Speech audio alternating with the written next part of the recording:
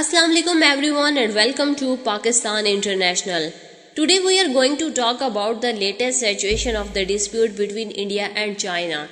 Today China has threatened India that if any of the Indian army comes to this area, our 200 tanks will return.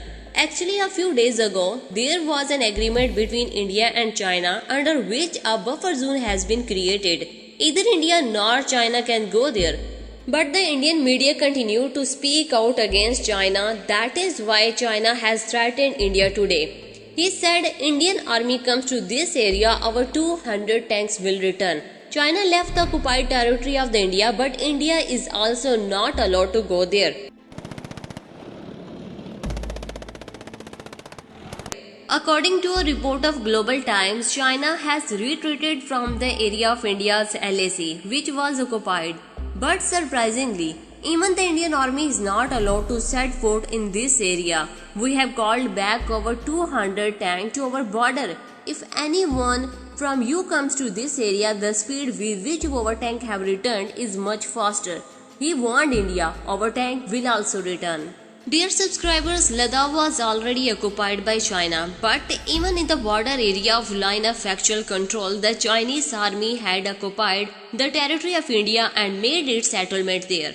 But now with some military agreement, the Chinese forces have retreated. But the question arises, whether India will go to war with China. The question does not rise because some time ago when the Chinese and Indian forces clashed, the Chinese army had driven out the Indian army. Now on one hand it can't clash with China and on the other hand it can't mess with Pakistan.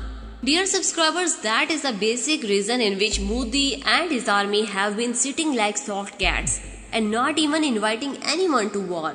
India's cowardice has even reached the point of imposing martial law in Myanmar. Later, when the whole world was opposing it and talking of civil supremacy, India did not utter a single word against the martial law imposing by the Myanmar army because they did not do so.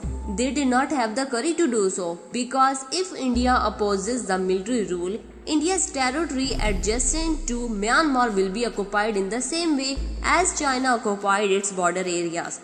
There is no Chinese occupation there now. India has to go, not even allowed. Dear subscribers, what do you think of today's topic and video? Comment below. Make sure to subscribe to our channel and hit on bell icon. Also share on social media accounts. Until Allah Hafiz.